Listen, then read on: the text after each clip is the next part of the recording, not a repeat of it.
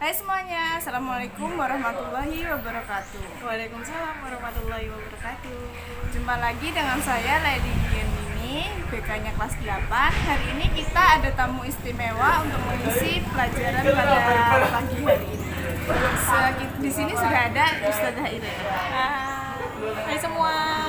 Nah, hari ini kenapa saya undang Ustazah Irena? Karena untuk menjawab pertanyaan-pertanyaan yang saya kasih untuk anak-anak kemarin tentang kesulitan belajar pada mata pelajaran tertentu. Nah, salah satu mata pelajarannya itu kan matematika. Nah, sekarang ada Bu Irena atau Ustazah Irena pengampu matematika kelas 8. Nah, ternyata Bu Irena di sini tuh banyak sekali anak-anak kelas 8 yang kesulitan nih mata pelajaran matematika. Kira-kira apa penyebabnya, Bu Irena? Nah, sebenarnya kalau yang banyak anak yang tidak menyukai matematika itu sama. Dulu saya waktu sekolah juga seperti itu, Bu. Jadi bukannya yang sekarang saya guru matematika terus saya suka matematika gitu, bukan seperti itu ya. Saya dulu juga ada pelajaran-pelajaran tetap yang nggak suka, itu tetap ada. Jadi misalkan saya nggak suka sama pelajaran sejarah, misalnya saya nggak suka pelajaran sejarah itu setelah saya gali-gali itu ternyata saya nggak suka sama gurunya, karena gurunya pas ngajar itu bikin saya ngantuk lah, yang apalah gitulah ya. Pokoknya ada problem yang bikin saya nggak suka. Nah, setelah saya tahu problem itu ya, dikit-dikit mulai mengagumi lah ya, mulai menyukai gurunya dulu, dalam artian suka apa ya, Bu ya? Bukan suka seperti kelawan jenis ya, suka gurunya, baru setelah itu mulai menyukai pelajarannya. Itu sih biasanya kalau saya ditanya. Jadi tips dari saya sih, sukai dulu gurunya, baru pasti nanti lama-kelamaan suka sama pelajarannya yang diambil. Ya, itu tadi ya penyebab-penyebab dan gimana caranya sih agar kalian bisa lebih memahami matematika gitu. Nah, tadi kan Bu Irena bilangnya untuk mengagumi gurunya gitu. Nah, kira-kira Bu Irena itu termasuk guru-guru yang seperti apa nih? Apakah bisa sekali untuk dikagumi sama anak-anak atau mudah disukai seperti itu? Apa termasuk yang galak sekali?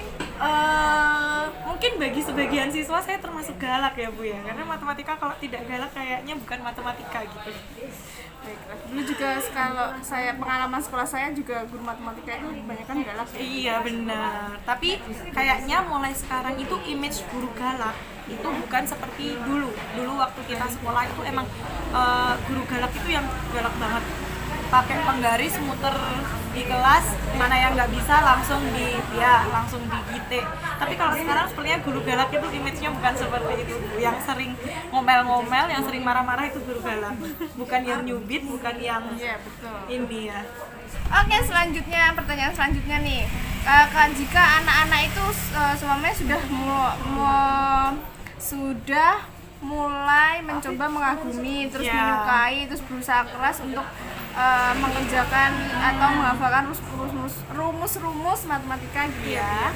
Tapi tetap saja ada anak yang merasa nggak bisa atau tidak bisa mengikuti pelajaran atau kesulitan sekali. Itu kira-kira kenapa, Bu Irena? Itu pasti, Bu, karena walaupun kita sudah berusaha dengan sebaik mungkin ya untuk menyukai pelajaran yang awalnya tidak kita suka, kalau pada akhirnya tetap nggak bisa ya, semua guru itu tidak akan memaksakan, karena setiap guru itu pasti memahami bahwa bakat dan minat siswa itu nggak harus di pelajaran yang dia ampu gitu. Jadi mungkin si A itu suka banget sama matematika, dia pinter.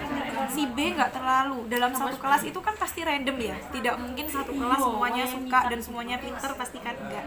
Jadi dari pengampu sendiri pun juga tidak memaksa, oh kamu harus pintar matematika semuanya, enggak.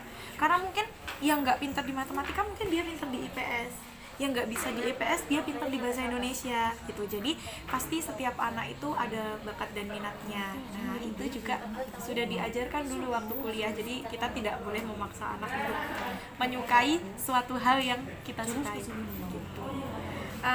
Jadi batas pemakluman anak nggak bisa atau nilai anak itu biasanya berdasarkan apa sih, Kiran?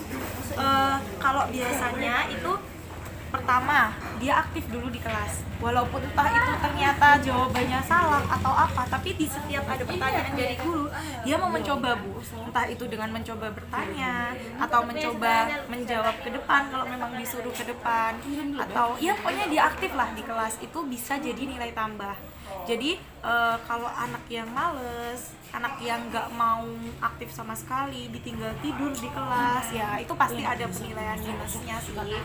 Jadi walaupun nanti sama-sama nggak bisa ya dua anak itu ya, sama-sama yang tidur sama yang nggak tidur sama-sama nggak bisa, tapi yang nggak tidur itu pasti ada nilai tambahnya. Jadi setidaknya biar menunjukkan kalau mereka itu berusaha dulu gitu ya, Bu? Iya betul, jadi ada usahanya. Katanya kan usaha tidak mengkhianati hasil ya kan ya. Untuk yang terakhir nih, pesan-pesan yang bisa diberikan untuk anak-anak kelas 8 nih terkait dengan pelajaran matematika, apa sih yang terpenting?